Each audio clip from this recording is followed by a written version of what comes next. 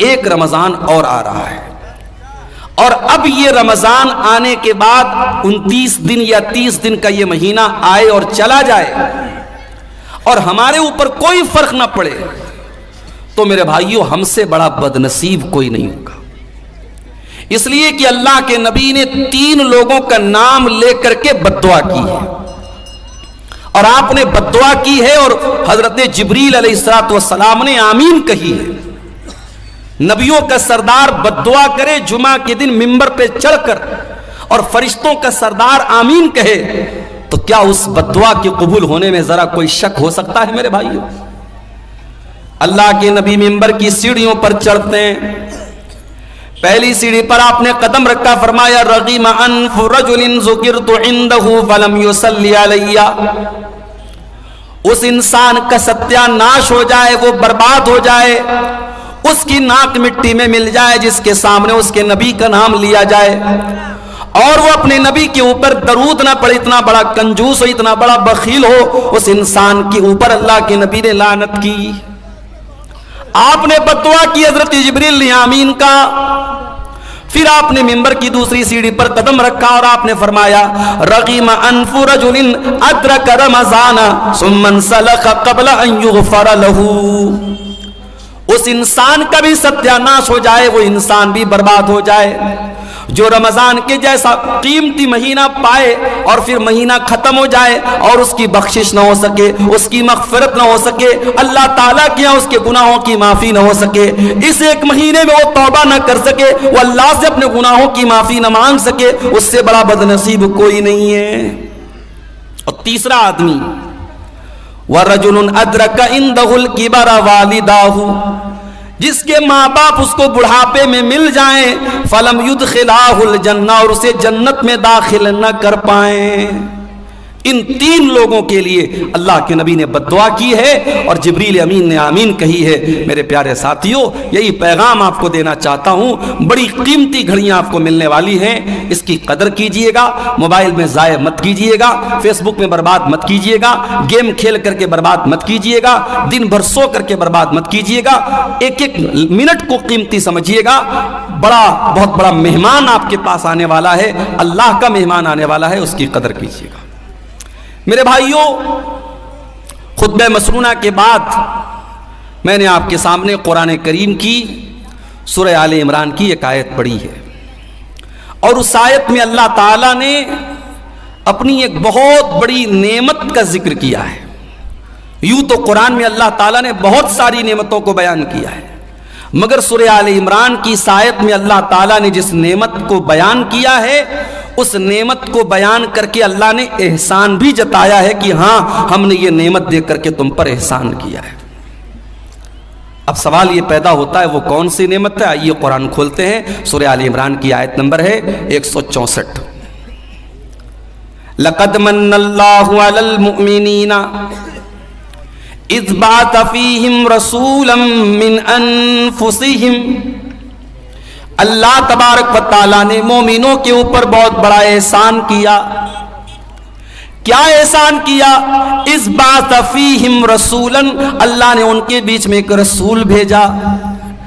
کیسا رسول بھیجا؟ مِنْ أَنفُسِهِمْ، جو انہی میں سے ہے۔ یہ کہنے کی کیا ضرورت تھی کہ انہی میں سے ہے؟ یہ کہہ کر کہ اللہ تعالیٰ یہ بتانا چاہتا ہے کہ اے میرے بندو، ہم نے جو رسول بھیجا، جو نبی بھیجا، وہ کوئی فرشتہ نہیں ہے، وہ کوئی نور کی مخلوق نہیں ہے، وہ بھی انسان ہے، اور جس طریقے سے تم ایک ماں باپ سے پیدا ہوئے، وہ بھی آمنہ کا اور عبداللہ کا بیٹا ہے۔ تم بیمار پڑتے ہو، میرا نبی بھی بیمار پڑتا ہے، تم تکلیف میں ہوتے ہو، میرے نبی کو بھی تکلیف ہوتی ہے، تمہیں غصہ آتا ہے، میرے نبی کو بھی غصہ آتا ہے، تم شادی کرتے ہو، میرے نبی نے بھی شادی کی ہے، تمہارے بیوی بچے، میرے نبی کے بھی بیوی بچے ہیں۔ رسولا من انفسہم، وہ نبی تمہارے ہی بیچ میں سے ہے۔ اس نبی کا کام کیا ہے؟ یتلو علیہم آیاتہ، وہ قرآن کی آیتوں کو پڑھ پڑھ کے تم کو سناتا ہے۔ وَيُزَكِّيهِمْ، اور وہ تم کو پاک کرتا ہے، تمہیں پوتر کرتا ہے، تمہیں گندگیوں سے نکالتا ہے، تمہیں برائیوں سے نکالتا ہے۔ کبھی موقع ملے میرے نوجوانوں، सीरत की कोई भी किताब आप उठा के देख लो, नबी के दौर में मक्का के हालात क्या थे, कौन सी ऐसी बुराई थी उस समाज में जो नहीं होती थी। लोग मुर्दार खाया करते थे, लोग सूद खाया करते थे, लोग ज़िना किया करते थे, लोग कत्ल किया करते थे, लोग बेटियों को जिंदा जमीन में गाड़ दिया करते थे। हलाल और हराम की कोई तमीज न थी। बाप के मरने के बाद अपनी सौतेली माँ से बेटा शादी कर लिया करता था। औरतें जानवरों की तरह मार्केट में बिका करती थीं। निकाह करने का अजीब व गरीब तरीका उनके समाज में राइज था। पर्दा नाम की कोई चीज न थी, हया नाम की कोई चीज न थी। खाने काबा का तवाफ करते थे नंगे होकर के, मादरजाद नंगे होकर के खाने काबा का तवाफ करते थे। अल्लाह के घर में खाने काबा में 360 बुत रखे थे जिनकी वो इबादत किया करते थे। हज भी करते थे, तवाफ भी करते थे, लब्बैक भी पढ़ते थे, मगर देसी घी में मिलावट किया करते थे। जब लब्बैक पढ़ते थे तो क्या कहते थे? लब्बैक अल्लाहुम्मा लब्बैक ला शरीक लक इल्ला शरीकन तमलिकुहु व मा मलक। कहते थे अल्लाह मैं हाजिर हूँ, अय अल्लाह मैं हाजिर हूँ, अय अल्लाह तेरा कोई शरीक नहीं है सिवाय एक शरीक के जिसको तूने अपना शरीक बनाया है और जिसका तू मालिक है। यानी वो अल्लाह के साथ दूसरों को शरीक भी किया करते थे। मुख्तलिफ किस्म की बुराइयां उनके अंदर थी। अल्लाह के नबी दुनिया में आए और आपने उन बुराइयों को खत्म किया। वयुज़क्कीहिम, वो नबी तुम्हें पाक करने के लिए आए हैं, वो तुम्हें गंदगियों से निकालने के लिए आए हैं। वयुअल्लिमुहुमुल किताब वल हिकमा, और वो तुम्हें किताब व हिकमत की तालीम देने के लिए आए हैं। वो नबी तुम्हारे लिए टीचर बनकर के आए हैं, वो नबी तुम्हारे लिए मुअल्लिम बनकर के आए हैं। अफसोस की बात है हमारा नबी तो टीचर बनकर के आया, हमारा नबी तो पढ़ाने वाला लिखाने वाला बनकर के आया, हमारा नबी तो किताबों हिकमत की तालीम लेकर के आया। और उस नबी के मानने वाले आज पूरे भारत में सबसे ज्यादा जाहिल मौजूद हैं। आज पूरे भारत में लिटरेसी में और तालीम में सबसे पीछे अगर कोई कौम है तो मुसलमान कौम है। न हम दीन के हैं न दुनिया के हैं। लोग समझते हैं मुसलमान के बच्चे मदरसे में पढ़ते, कहां पढ़ते हैं मदरसे में? भारत सरकार की रिपोर्ट है कि मुसलमानों के 2% बच्चे सिर्फ मदरसे में पढ़ते हैं। जो पढ़ने वाले बच्चे उसमें 2% मदरसे में पढ़ते हैं, और उसमें भी कितने ऐसे बच्चे हैं 4 साल पढ़ा, 5 साल पढ़े, उसके बाद पढ़ाई उन्होंने छोड़ दी।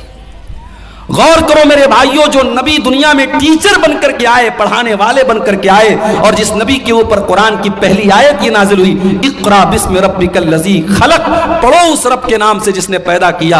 आज उस नबी के मानने वाले, उस नबी का कलमा पढ़ने वाले आज जाहिल हैं। और जाहिल होने का ये नतीजा है कि आज पूरे भारत में जिसका जो जी चाहता है हमारे साथ करता है। अभी आपने देखा दिल्ली की सरजमीन पर नमाज पढ़ी जा रही है और एक पुलिस वाला आता है और नमाज की हालत में नमाजियों को जूता मार रहा है।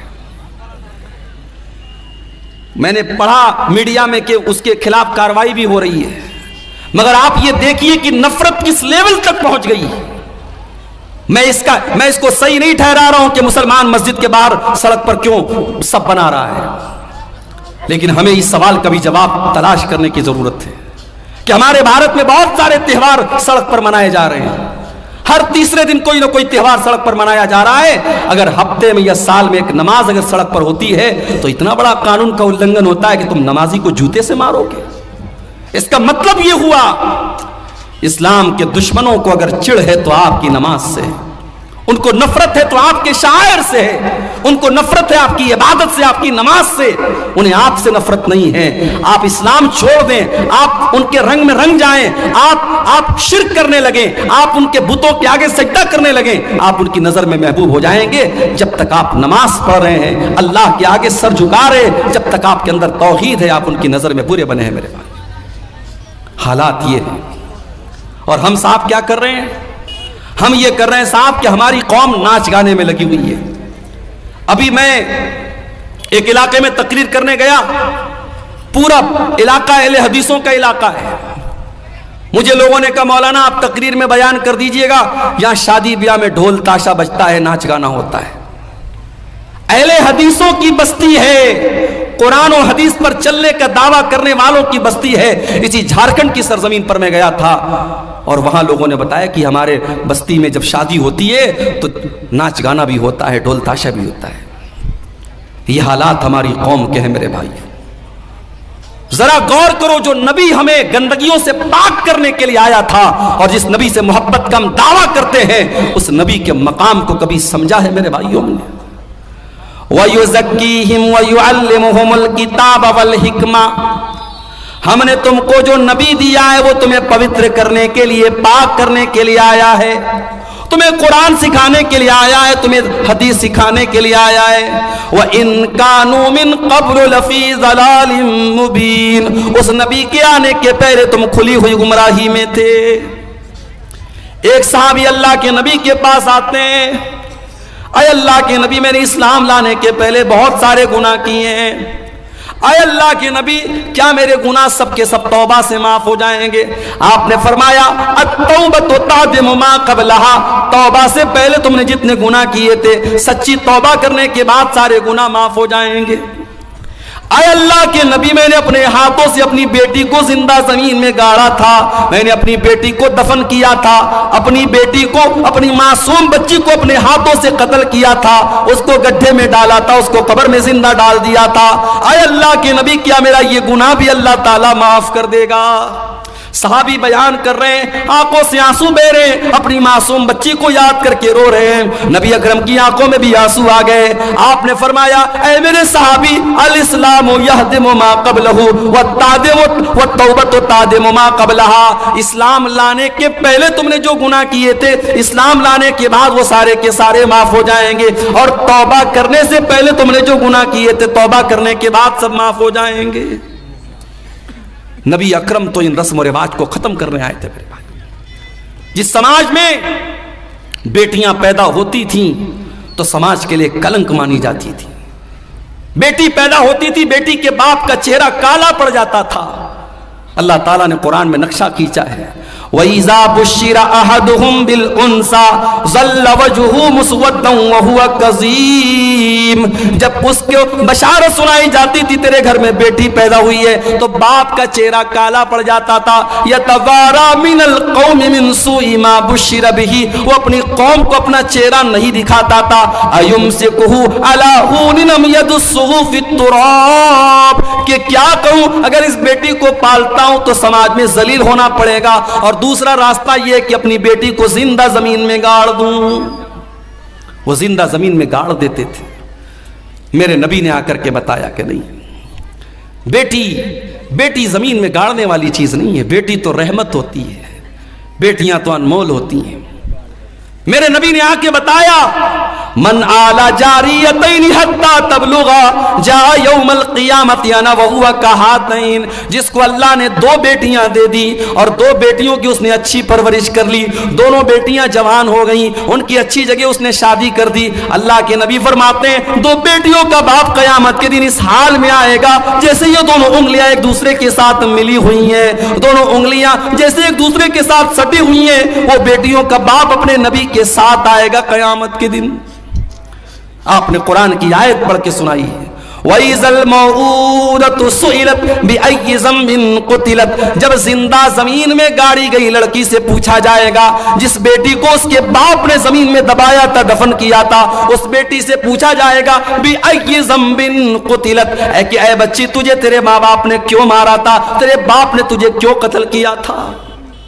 میرے نبی نے آ کر کے دنیا کا سب سے بڑا پاپ قرار دیا کہ کوئی اپنی اولاد کو قتل کر دے۔ آج بھی قتل ہو رہی ہے اولاد، آج طریقہ بدل گیا ہے صاحب۔ وہ کیا کرتے تھے، پیدا ہونے کے بعد مارتے تھے، ہم پیدا بھی نہیں ہونے دیتے، ماں کے پیٹ میں مار دیتے ہیں۔ میرے پاس ایک لیڈی ڈاکٹر کا میسج آیا واٹس ایپ کے اوپر، حیدرآباد کی رہنے والی ہیں، ابھی نئی نئی ڈاکٹر ہوئی ہیں، کہنے لگی مولانا صاحب میرے پاس ایبارشن کے بہت سارے کیس آتے ہیں، کنواری لڑکیاں آ رہی ہیں، شادی نہیں ہوئی ہے، کسی کے ساتھ ناجائز تعلق ہوا، حمل ٹھہر گیا، آ کر کے ایبارشن کروا رہی ہے، میں کیا کروں؟ میں نے کہا جائز نہیں ہے آپ کے لیے۔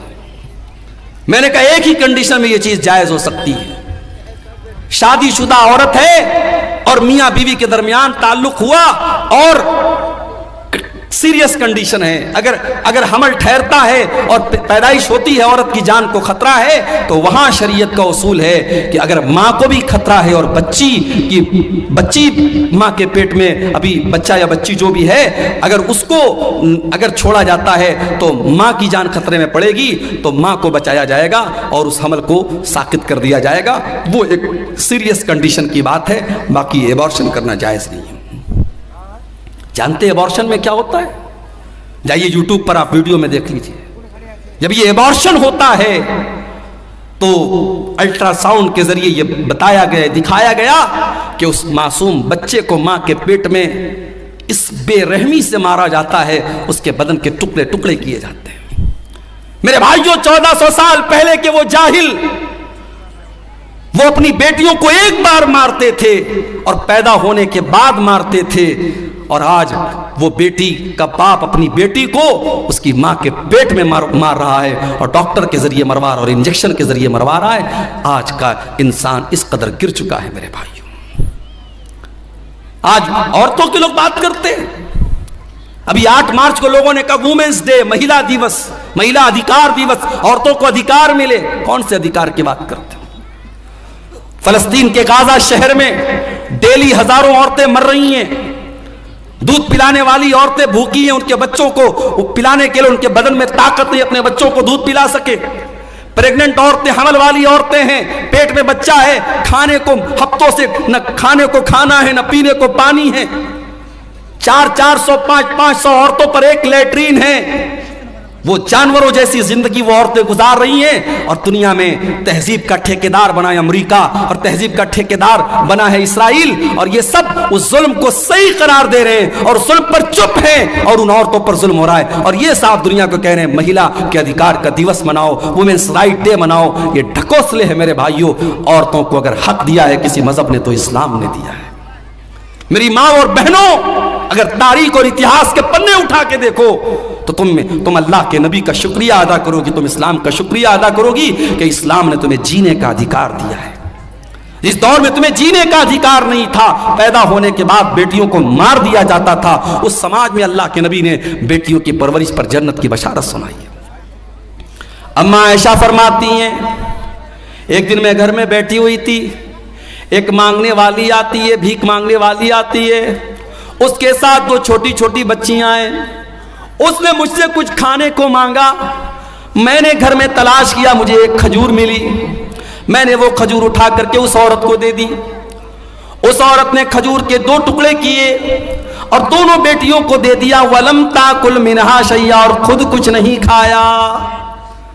माँ होती है मेरे भाई, माँ खुद भूखी रहती है, बच्चों को खिलाती है। जिनकी माएँ जिंदा है, माँओं की कदर करो। माँ के चले जाने के बाद माँ की बड़ी याद आएगी। माँ ने दोनों बच्चियों को दे दिया, खुद कुछ नहीं खाया। अम्मा आयशा ये मंजर देख करके हैरान हो गई। जब अल्लाह के नबी घर में तशरीफ लाए, अम्मा आयशा ने कहा, अल्लाह के नबी, आज ऐसा ऐसा मामला आया था। वो भूखी औरत थी, वो गरीब औरत थी, मैंने एक खजूर उसको दी, उसने अपनी बच्चियों को खिला दिया, खुद कुछ नहीं खाया। आपने फरमाया, आयशा मनी बुतुलिया मिन हाज़िहिल बनाती शैअन कुन्न लहू सित्रम मिनन नार। आयशा, ये बेटियां तो अल्लाह ताला की तरफ से बहुत बड़ा इम्तिहान होती हैं, बहुत बड़ी परीक्षा होती हैं, और जिसको अल्लाह ताला बेटी दे करके आजमाता है और इस इम्तिहान में वो खरा उतर जाता है, वो इस इम्तिहान को पार कर लेता है, कुन्न लहू सित्रम मिनन नार, वो बेटियां अपने माँ बाप को जहन्नम की आग से बचाने का काम करती हैं। मेरे नबी दुनिया में बेटियों की के रक्षक बन करके आए। बेटी बचाओ का नारा मेरे नबी ने लगाया था। आज दुनिया की सरकारें लगाती हैं बेटी पढ़ाओ बेटी बचाओ, बेटी पढ़ाओ और बेटी बचाओ का नारा तो मेरे नबी ने लगाया था। मगर आज अफसोस की बात यह है, सीमांचल की धरती पर कह रहा हूं, बड़े जिम्मेदारी के साथ कह रहा हूं, मैं आपके इस इलाके में फेमस हो गया हूं। मुझसे यूपी में लोग कहते हैं कि मौलाना आपका प्रोग्राम कटिहार में बहुत होता है, पूर्णिया में बहुत होता है, सीमांचल के इलाके में बहुत होता है। हालांकि ऐसा भी नहीं, बहुत ज़्यादा नहीं होता, लेकिन चूंकि यूट्यूब वगैरह पे आ रहा है, लोगों को लगता है ज़्यादा होता है। इस इलाके में मैं आता हूँ, लोग आप मुझसे मोहब्बत करते हैं। नौजवान मुझसे कहीं मिलते हैं रास्ते में, मौलाना आपकी तकरीर हम बहुत सुनते हैं, बड़ी मोहब्बत करते हैं, अच्छी बात है। मगर एक चीज़ मैं आपसे कहना चाहता हूँ, کبھی غور کرنا کہ ہماری اور آپ کی سماج میں جو عورتیں ہیں یہ دین سے اتنی دور کیوں ہیں؟ ان عورتوں کے دین سے دور رہنے کی وجہ کیا ہے؟ وجہ یہی ہے کہ آج ہماری عورتیں دین کی تعلیم نہیں حاصل کر رہی ہیں میرے بھائی. یا تو ہم ان کو پڑھاتے ہی نہیں، یا پڑھاتے ہیں اسکول میں پڑھاتے ہیں، کالج میں پڑھاتے ہیں، یونیورسٹی میں پڑھاتے ہیں، بی ایڈ کرا دیا، ایم اے کرا دیا، بی اے کرا دیا، ہماری بیٹیوں کو دین سکھانے والا کوئی نہیں ہے. اسی لیے سماج میں جتنے رسم و رواج ہیں انہی عورتوں کی وجہ سے چل رہے ہیں. جب تک آپ ان عورتوں کو دین نہیں سکھائیں گے، نبی نے فرمایا تھا بیٹی پڑھاؤ بیٹی بچاؤ. اللہ کے نبی نے فرمایا تھا طلب العلم فریضۃ علی کل مسلم، علم حاصل کرنا ہر مسلمان کے لیے کمپلسری ہے، انیواریہ ہے، ضروری ہے. ہر مسلمان چاہے وہ مرد ہو چاہے وہ عورت ہو، اس کے لیے دین کا سیکھنا ضروری ہے. رمضان کا مہینہ آ رہا ہے، اب کون کون سی چیزوں سے روزہ ٹوٹ جاتا ہے؟ معاف کیجئے گا، یہ صرف عبدالغفار سلفی کا جاننا ضروری نہیں، ہر آدمی کا جاننا ضروری ہے. انجیکشن سے روزہ ٹوٹتا ہے کہ نہیں ٹوٹتا ہے؟ طاقت کا انجیکشن لگانے سے روزہ ٹوٹتا ہے کہ نہیں ٹوٹتا ہے؟ کان میں دوا ڈالنے سے روزہ ٹوٹتا ہے کہ نہیں ٹوٹتا ہے؟ آنکھ میں ڈراپ ڈالنے سے روزہ ٹوٹتا ہے کہ نہیں ٹوٹتا ہے؟ پانی چڑھانے سے روزہ ٹوٹتا ہے کہ نہیں ٹوٹتا ہے؟ بلڈ دینے سے روزہ یہ مسائل ہیں میرے بھائی جن کا تعلق روزے سے ہے. آپ کو جاننا چاہیے، آپ کو اپنے علماء سے پوچھنا چاہیے. اللہ کے نبی نے فرمایا طلب العلم فریضۃ علی کل مسلم، علم کا حاصل کرنا ہر مسلمان کے اوپر فرض ہے. تو جس طریقے سے لڑکوں کو اور مردوں کو دین سیکھنا ضروری ہے، اسی طریقے سے عورتوں کو دین سیکھنا ضروری ہے. یہ 1400 سال پہلے یہ نعرہ میرے نبی نے لگایا تھا، بیٹی بچاؤ بیٹی پڑھاؤ. اور آگے بڑھیے، جس نبی کا ہم کلمہ پڑھتے ہیں، جس نبی کو ہم مانتے ہیں، کبھی غور کیا آپ نے اس نبی کی شان کیا ہے؟ ابھی ایک بہت بڑے ہندوستان کے مولانا کا بیان میں سن رہا تھا. جمعیت علماء ہند کے وہ سیکریٹری ہیں، صدر ہیں، بڑے بزرگ عالم ہیں، بڑی عزت کرتا ہوں میں ان کی. مولانا ارشد مدنی صاحب بوڑھے ہیں، بزرگ ہیں، ہندوستان میں مسلمانوں کے ایک نمائندہ عالم مانے جاتے ہیں. ان کا ایک بیان میں سن رہا تھا، اپنے طلبہ کو نصیحت کر رہے تھے کہ علماء دیوبند نے جو کہہ دیا ہے اس کو پتھر کی لکیر سمجھ کے اس کو پکڑ لو، کہیں اور مت جانا. کیا یہ تعصب نہیں ہے میرے بھائی؟ کیا یہ تعصب نہیں ہے کہ آپ نے اپنے علماء دیوبند کو اور اپنے علماء کو معصوم کا درجہ دے دیا کہ جو انہوں نے کہہ دیا وہ پتھر کی لکیر ہے؟ اہل حدیث اگر خلاف ہے تو اسی کے خلاف ہے میرے بھائی. اہل حدیث کا یہی دعویٰ ہے کہ اگر دنیا میں کوئی ایسی ہستی ہے جو معصوم ہے تو وہ ہستی ہے جناب محمد رسول اللہ صلی اللہ علیہ وسلم. اور مولانا الطاف حسین حالی نے 100 سال پہلے نقشہ کھینچا تھا اور کہا تھا نبی کو جو چاہیں خدا کر دکھائیں، اماموں کا رتبہ نبی سے بڑھائیں، مزاروں پہ جا جا کے نظریں چڑھائیں، شہیدوں سے جا جا کے مانگے دعائیں، نہ توحید میں کچھ فرق اس سے آئے، نہ اسلام بگڑے نہ ایمان جائے. بالکل صحیح کہا تھا مولانا الطاف حسین علی. ہماری قوم آج نبی کا مقام، نبی سے بڑھ کے اماموں کا مقام بتا رہی ہے. اپنے علماء دیوبند کو کہا جا رہا ہے ان کی ہر بات پتھر کی لکیر ہے. ارے علماء کی بات چھوڑ دو، اماموں کی بات چھوڑ دو، ارے میرے نبی کی شان تو یہ ہے کہ میرے نبی کے رہتے ہوئے اگر کوئی دوسرا نبی آ جائے تو اس کی بھی نہیں چلے گی. آئیے میں دلیل آپ کو دے دیتا ہوں. سورہ آل عمران میں اللہ نے فرمایا وَإِذَا أَخَذَ اللَّهُ مِيثَاقَ النَّبِيِّينَ، یاد کرو جب اللہ تعالیٰ نے سارے نبیوں سے وعدہ لیا، لَمَا آتَيْتُكُم مِّن كِتَابٍ وَحِكْمَةٍ، اے میرے نبیوں میں تم کو اپنی کتاب دے رہا ہوں، میں تم کو رسول بنا رہا ہوں. ثُمَّ جَاءَكُمْ رَسُولٌ مُّصَدِّقٌ لِّمَا مَعَكُمْ، اگر تمہاری زندگی میں میرا آخری نبی آ جائے گا، میرا آخری رسول آ جائے گا، لَتُؤْمِنُنَّ بِهِ وَلَتَنصُرُنَّهُ، تو تم میرے آخری نبی پر ایمان لاؤ گے، تم میرے آخری نبی کی مدد کرو گے. قال اقررتم واخذتم علی ذلکم اسری، اللہ نے سارے نبیوں سے وعدہ لیا، سارے نبیوں سے ایگریمنٹ لیا کہ کیا تم اس بات کا اقرار کرتے ہو کہ نہیں کرتے ہو؟ قالوا اقررنا، سارے نبیوں نے کہا کہ ہاں اللہ میں اقرار کرتے ہیں. قال فاشهدوا وانا معكم من الشاہدین، اللہ نے فرمایا اے میرے نبیوں تم گواہ رہنا اور میں بھی اس بات کے اوپر گواہ ہوں. یہ ہے میرے نبی کا مقام. میرے نبی کے آ جانے کے بعد اب دنیا میں کسی اور نبی کی رسالت نہیں چلے گی، کسی اور نبی کی نبوت نہیں چلے گی۔ قیامت کے پہلے حضرت عیسیٰ علیہ السلام بھی دنیا میں آئیں گے تو وہ اپنی شریعت لے کر کے نہیں آئیں گے، اپنا لا لے کر کے نہیں آئیں گے، اپنا قانون لے کر کے نہیں آئیں گے، وہ بھی اگر پیروی کریں گے تو جناب محمد رسول اللہ صلی اللہ علیہ وسلم کے قانون کی پیروی کریں گے۔ میرے بھائیوں، حضرت عمر فاروق ایک مرتبہ تورات کا ایک نسخہ لاتے ہیں اور اس کو پڑھنے لگتے ہیں۔ تورات کا نسخہ لائے، پڑھنے لگے، اللہ کے نبی وہیں پر بیٹھے ہوئے اور اللہ کے رسول کا چہرہ غصے سے لال ہے۔ حضرت عمر کی نظریں تو کتاب کی طرف ہے، تورات کی طرف ہے، وہ نظر اٹھا کر کے اللہ کے رسول کا چہرہ نہیں دیکھ رہے ہیں۔ ابو بکر صدیق رضی اللہ تعالیٰ عنہ نے کہا کہ اے عمر ذرا اللہ کے نبی کا چہرہ دیکھ لے، کتنے غصے میں اللہ کے نبی۔ حضرت عمر نے دیکھا اللہ کے رسول کا غصے والا چہرہ، فوراً تورات کا وہ نسخہ زمین پر دے مارا اور کہا اعوذ باللہ من غضب اللہ، میں اللہ کی پناہ چاہتا ہوں اللہ کے غضب سے۔ رضیت باللہ ربا وبمحمد رسولا وبالاسلام دینا، میں اللہ کو اپنا رب مانتا ہوں، میں محمد صلی اللہ علیہ وسلم کو اپنا رسول مانتا ہوں اور میں اسلام کو اپنا دین مانتا ہوں۔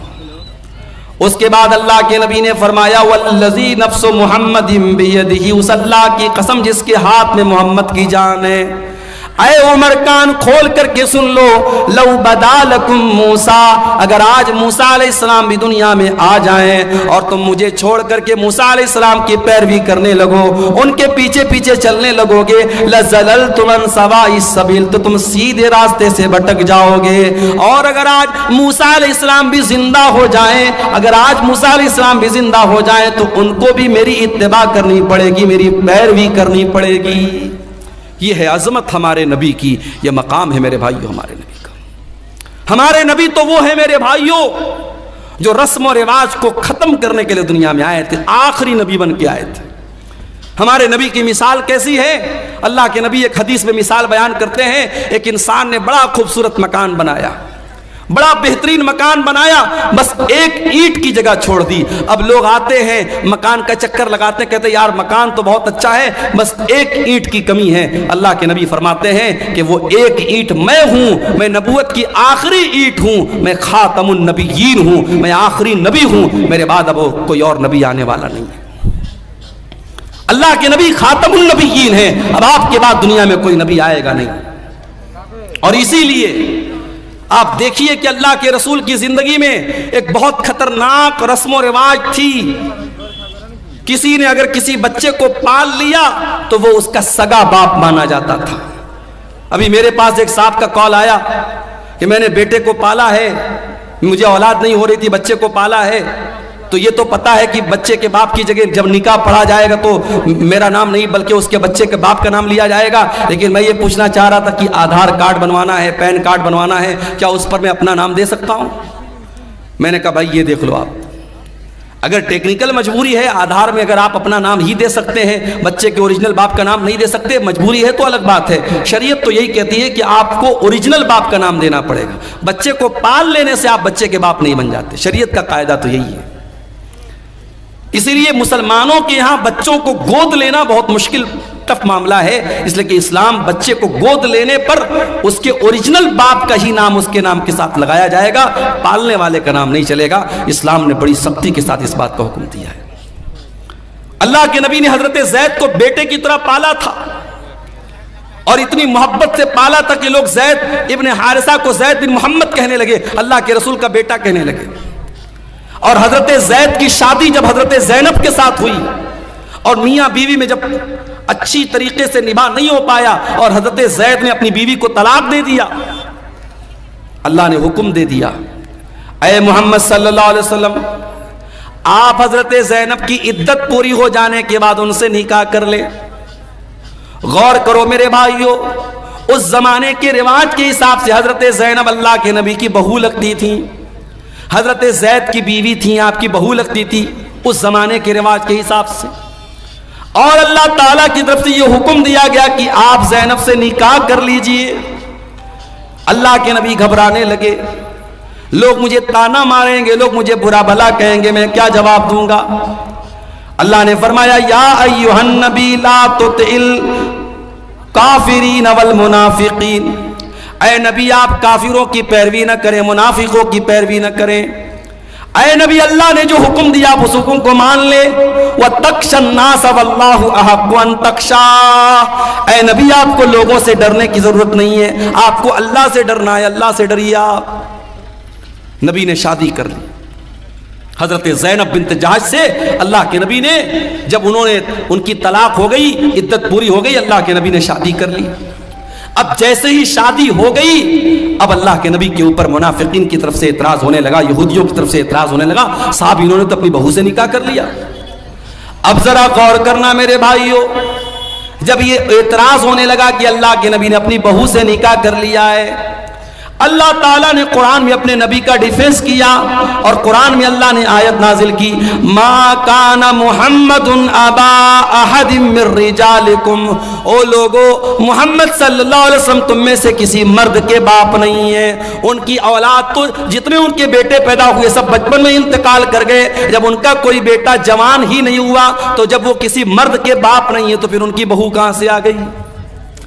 جب وہ کسی مرد کے باپ نہیں ہیں, ان کے سارے بچے بچپن میں انتقال کر گئے, تو تم یہ کیوں کہتے انہوں نے اپنی بہو سے نکاح کر لیا؟ ان کا دوسرا اعتراض یہ تھا کہ چلو ٹھیک ہے, انہوں نے نکاح کر لیا زینب سے, اور زینب ان کی 5ویں بیوی تھی, اور سارے مسلمانوں کو آرڈر تھا کہ 4 سے زیادہ شادی نہیں کر سکتے, اور اللہ کے نبی کی یہ 5ویں بیوی تھی.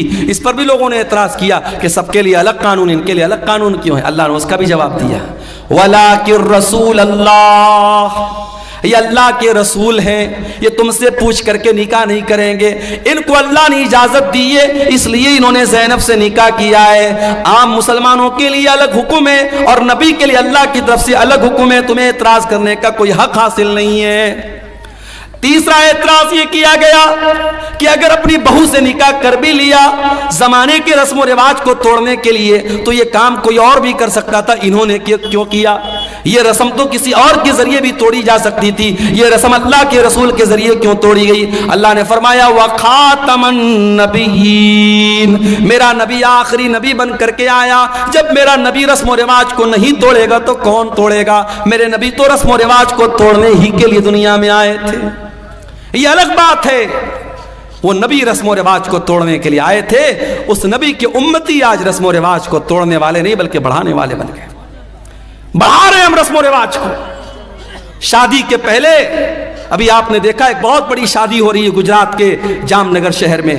ممبئی اور گجرات کے بہت بڑے ادیوگ پتی گھرانے میں شادی ہو رہی ہے, اور شادی میں 9 ارب روپے خرچ ہو چکے ہیں. ابھی یہ شادی کے پہلے کے فنکشن میں 9 ارب روپے خرچ ہو چکے ہیں. اور ایسا نہیں کہ یہ صرف ان کے دوسرے مذہب کے لوگوں میں ہو رہا ہے, مسلمانوں کا بھی بہت برا حال ہے.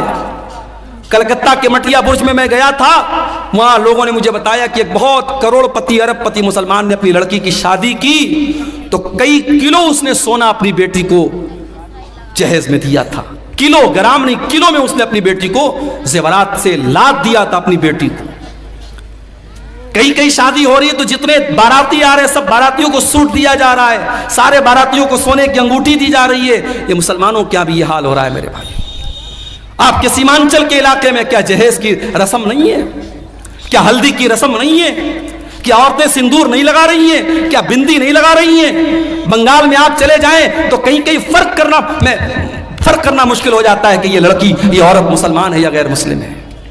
جو نبی رسم و رواج کو توڑنے کے لیے آئے تھے, جو نبی ہمیں رسم و رواج کی بیڑیوں سے آزاد کرنے کے لیے آئے تھے, آج افسوس کی بات یہ ہے اس نبی کا کلمہ پڑھنے کے باوجود اور اس نبی سے محبت کا دعویٰ کرنے کے باوجود آج ہم رسم و رواج کی بیڑیوں میں جکڑے ہوئے ہیں, اور نہ جانے کون کون سی رسم و رواج میں ہم پڑے ہوئے ہیں.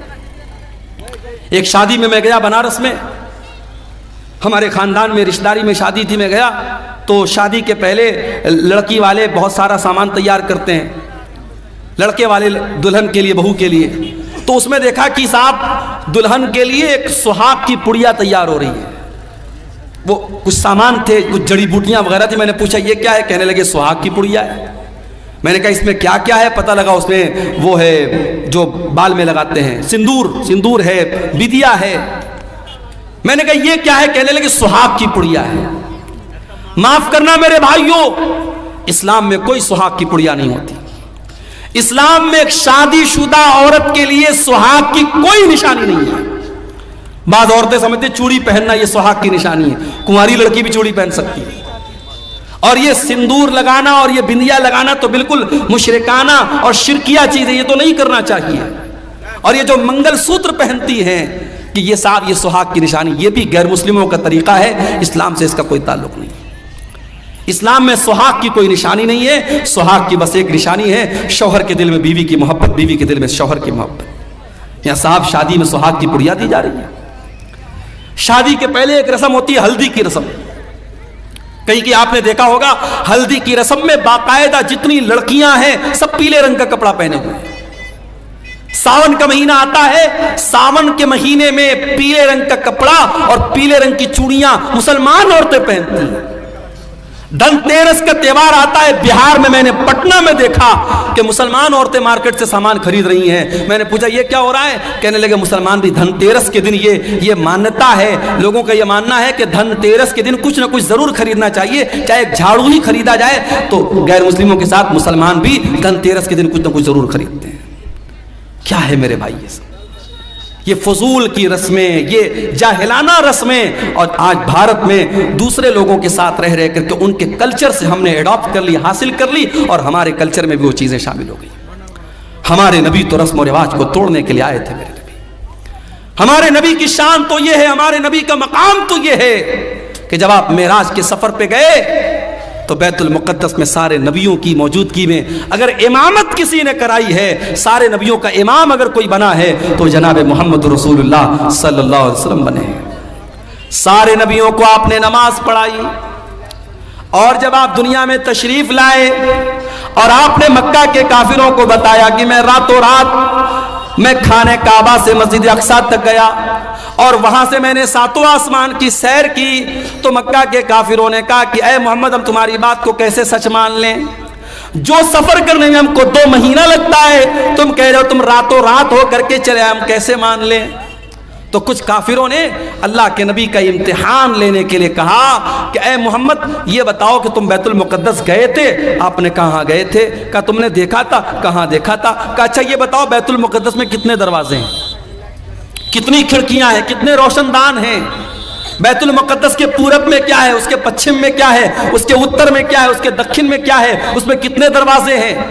اب ظاہر ہے آپ کے گاؤں میں پہلی مرتبہ آیا ہوں اور آپ مجھے اپنی مسجد میں نماز پڑھنے کے بعد جلسے میں لے کے چلے آئیں، اور پھر اس کے بعد میں 1 سال کے بعد آپ سے ملوں یا 1 مہینے کے بعد آپ سے ملوں اور آپ کے مولانا صاحب آپ سورا ڈانگی آئے تھے، ہماری مسجد میں آپ آئے تھے، بتائیے مسجد میں کھمبے کتنے تھے، مسجد میں پنکھے کتنے تھے؟ میں کیسے بتا پاؤں گا بھائی؟ میں مسجد میں پنکھے گننے تھوڑی گیا تھا، میں کھمبا گننے تھوڑی گیا تھا، میں نماز پڑھنے گیا تھا، چلا آیا۔ مکہ کے کافروں نے اللہ کے نبی سے ایسے سوالات کرنے شروع کر دیے۔ اللہ کے نبی فرماتے میں بہت پریشان ہو گیا کہ میں ان کے سوالوں کا کیا جواب دوں؟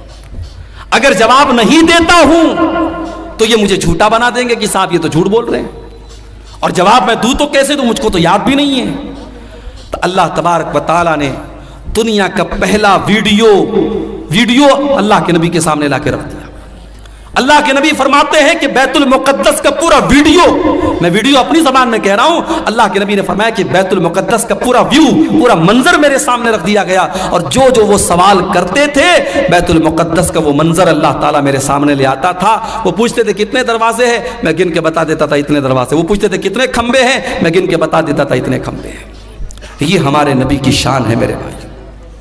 ہمارے نبی تو وہ نبی ہیں جو دنیا میں پتھر کھاتے ہیں، جو دنیا میں ظلم سہتے ہیں، کس کے لیے؟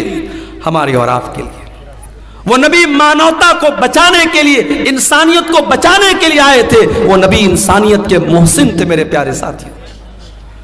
ہماری اور آپ کی زندگی کا مقصد ہے اپنے بچوں کے لیے محنت کرنا، اچھا مکان بنانا، بینک میں سیونگ کرنا، پراپرٹی خریدنا، اپنے بچوں کو اچھا فیوچر دینا۔ میرے نبی کا مشن کیا تھا؟ میرے نبی کا مشن صرف ایک تھا، فَلَعَلَّكَ بَاخِعٌ نَفْسَكَ عَلَىٰ آثَارِهِمْ إِن لَّمْ يُؤْمِنُوا بِهَٰذَا الْحَدِيثِ أَسَفًا۔ اے نبی آپ کو لوگوں کے ایمان لانے کی اتنی چنتا، اتنی فکر ہے، کہیں آپ اپنی جان نہ دے دیں۔ اے نبی لوگوں کے ایمان لانے کی چنتا میں کہیں اپنی جان نہ دے دے، آپ کو اتنی فکر ہے لوگوں کے ایمان لانے کی۔ آپ نے طائف میں پتھر بھی کھائے ہیں، آپ نے مکہ سے طائف کا 100 کلومیٹر کا سفر پیدل طے کیا ہے. آپ طائف گئے, طائف کے لوگوں نے آپ کا کلمہ نہیں پڑھا بلکہ آپ کے دشمن بن گئے. آپ کے اوپر ایمان لانا تو بڑی دور کی بات ہے, انہوں نے آپ کا مذاق اڑایا. آپ جب طائف سے نکل کر کے جانے لگے, طائف کے ان لوگوں نے اللہ کے نبی کے اوپر پتھر برسائے. میرے نبی کے جسم کے اوپر اتنے پتھر برسائے گئے, آپ کے جسم سے خون بہنے لگا اور خون بہ بہ کر کے آپ کے جوتے میں جم گیا. میرے پیارے بھائیوں, اس نبی نے پتھر بھی کھائے ہیں تو ہمارے اور آپ کے لیے کھائے ہیں. وہ نبی ہمارے اور آپ کے لیے محسن بن کر کے آئے تھے. اسی لیے اللہ تعالیٰ قرآن کریم میں کہتا ہے وَمَا أَرْسَلْنَاكَ إِلَّا رَحْمَةً لِّلْعَالَمِينَ. او لوگو, ہم نے تم کو وہ نبی دیا ہے جو ساری کائنات کے لیے رحمت بن کر کے آئے تھے, رحمت بن کر کے آئے تھے. اور یہ مت سمجھو کہ نبی صرف انسانوں کے لیے رحمت بن کر کے آئے تھے, نبی تو جانوروں کے لیے بھی رحمت بن کر کے آئے تھے. ابھی کھیریا ہاٹ سے ہم گزرے, ہمارے ایک بھائی نے کہا مولانا صاحب یا مویشیوں کی مارکیٹ لگتی ہے اور جو جانور کو جو بیچنے والے ہوتے بڑا ظلم کرتے ہیں جانوروں کے ساتھ. واللہ جب ہم یہ سنتے ہیں تو تکلیف ہوتی ہے. ہمارے نبی نے جانوروں کے ساتھ بھی ظلم کرنے کی تعلیم نہیں دی ہے. ارے جس نبی کے امتی جانور کے ساتھ ظلم نہیں کر سکتے, اس نبی کے امتی آتنکوادی اور دہشت گرد کیسے ہو سکتے ہیں؟ میرے نبی نے تو ایک بکرے کو ذبح کرنے کے ٹائم بھی حکم دیا ہے کہ بکرے کو ذبح کرنے کے ٹائم چھری تیز کر لو, بکرے کے سامنے چھری مت تیز کرو تاکہ اس کو ڈبل تکلیف نہ ہو. جانور کو ذبح کرنا ہے, حلال کرنا ہے. اللہ نے اس کو ہمارے لیے حلال بنایا ہے, اس کا گوشت ہم کھائیں گے, مگر اس کو حلال کرنے کا, ذبح کرنے کا بھی طریقہ بتایا ہے اللہ کے نبی نے. اس میں طریقہ ایسا بتایا اس کو تکلیف نہ ہو. اور آج میڈیکل سائنس بھی یہ کہتی ہے کہ جو جھٹکے سے جانور کو مارتے ہیں, کبھی آپ یوٹیوب پر دیکھیے, جو جھٹکے سے جو مارا جاتا ہے اور گردن کے اوپر ایسے جو ہے وہ جو چاپڑ ہوتا ہے اور اس سے مارتے ہیں, تو وہ جو طریقہ جانور کو مارنے کا ہوتا ہے اور جو اسلام کا طریقہ ہے گلے پر چھری چلانے کا, دونوں میں بہت فرق ہے. اور اسلامی طریقے میں جانور کی جان فوراً نکل جاتی ہے, اس کو تکلیف نہیں ہوتی. جانوروں کے ساتھ بھی اللہ کے نبی نے رحم کا برتاؤ کرنے کا حکم دیا. سفر میں آپ جا رہے, اچانک ایک جگہ سے چیونٹیوں کے پاس سے آپ گزرے. صحابہ کرام کو چیونٹی کاٹنے لگی, صحابہ کرام نے آگ لگائی اور چیونٹیوں کو جلا دیا. اللہ کے نبی کو پتا چلا, اپنے صحابہ کو ڈانٹا اور آپ نے کہا کان کھول کر کے سن لو, آگ کا عذاب آگ کا رب ہی دے سکتا ہے, آگ کا عذاب کوئی اور نہیں دے سکتا. چیونٹی کو بھی جلانے کا آپ کو ادھیکار نہیں ہے, چیونٹی کو جلا نہیں سکتے آپ. اسی سفر میں اللہ کے نبی جا رہے تھے, ایک صحابی نے ایک لال چڑیا کے بچوں کو لے لیا اور لال چڑیا جب اپنے گھونسلے میں آئی بچوں کو نہیں دیکھا, پھڑپھڑانے لگی. اللہ کے نبی کی نظر چڑیا کے اوپر پڑی. آپ نے کہا اس کے بچے کو کس نے چھینا ہے؟ ایک صحابی نے کہا اللہ کے نبی میں نے چھینا ہے. آپ نے فرمایا جاؤ اس کے بچوں کو لوٹا دو. ایک چڑیا کو اس کے بچے سے جدا کرنے کی تعلیم محمد رسول اللہ نے نہیں دی ہے. جو ایک چڑیا کو اس کے بچوں سے دور کرنے کی تعلیم نہیں دے سکتے ہیں, وہ کسی ماں سے اس کے بچے کو دور کرنے کی تعلیم کیسے دے سکتے ہیں میرے بھائی؟ اللہ کے نبی فرماتے ہیں ایک عورت نے بلی کو پکڑا اور بلی کو باندھ دیا, قید کر دیا, نہ کھانے کو دیتی تھی نہ پینے کو دیتی تھی, یہاں تک کہ بلی مر گئی. اللہ کے نبی فرماتے وہ بڑھیا جہنم میں جائے گی. ایک بلی کو بے وجہ مارنے کی وجہ سے وہ جہنم میں جائے گی. دوسری حدیث میں اللہ کے نبی فرماتے ہیں ایک فاحشہ عورت نے, ایک بدچلن عورت نے, جب وہ کنویں سے پانی نکال رہی تھی, ایک کتا پیاس سے مر رہا تھا, اس نے اپنے چمڑے کے موزے میں پانی نکالا اور کتے کو پلا دیا. اس کے اس عمل کی وجہ سے اللہ تعالیٰ نے اس فاحشہ عورت کو بخش دیا, اس کو معاف کر دیا. یہ میرے نبی کی رحمت ہے. جانوروں کے ساتھ بھی اچھا سلوک کرنے کی آپ نے تعلیم دی ہے. اور جانور ہی نہیں, میرے نبی تو بے جان چیزوں کے لیے بھی رحمت بن کر کے آئے. وہ حدیث آپ نے سنی ہوگی, اللہ کے نبی کھجور کے تنے پر کھڑے ہو کے خطبہ دیتے تھے. ایک عورت کی نظر پڑی, اس نے دیکھا اللہ کے نبی کھجور کے تنے پر کھڑے ہو کے خطبہ دیتے ہیں. اس نے کہا اے اللہ کے نبی ہمیں اچھا نہیں لگتا ہے, آپ کھجور کے تنے پر کھڑے ہو کر کے خطبہ دے, ہمیں اچھا نہیں لگتا ہے. اس عورت کا بیٹا بڑھئی کا کام کرتا تھا, اس نے کہا اے اللہ کے نبی میں اپنے بیٹے سے کہہ کر کے ایک بہترین ممبر آپ کے لیے بنوا دوں گی. پتہ یہ چلا کہ آپ کے علماء اور آپ کے رہنما اگر تکلیف میں اور مصیبت میں ہیں تو آپ یہ مت کہہ کے پلہ جھاڑ دیجئے کہ صاحب ہم سے کیا مطلب ہے. اگر آپ کے علماء کو ضرورت ہے آپ کی تو آپ ان کی مدد کیجئے. صحابہ کرام اپنے نبی کو اگر دیکھتے تھے کہ یہاں میرے نبی کو کسی چیز کی ضرورت ہے تو صحابہ کرام اپنے نبی کی مدد کرتے تھے. یہاں حالات کیا ہے؟ لاک ڈاؤن لگا، مسجدوں میں پڑھانے والے امام اور مدرسے میں پرائیویٹ پڑھانے والے ٹیچر 5,000 10,000 جن کی تنخواہیں تھیں، لاک ڈاؤن میں ان کی تنخواہیں بند ہو گئی۔ مسجد کی کمیٹی نے کہہ دیا مولوی صاحب ہمارے پاس پیسہ نہیں ہے، مدرسے والوں نے کہہ دیا ہمارے پاس بجٹ نہیں ہے۔ کتنے مدرسے میں پڑھانے والے مولویوں کو میں جانتا ہوں، انہوں نے قرضے لے لے کر کے لاک ڈاؤن کا ٹائم گزارا۔ کتنے مسجدوں کے امام کو میں جانتا ہوں، انہوں نے لوگوں کے سامنے ہاتھ پھیلا کر کے اپنا کام چلایا میرے بھائی۔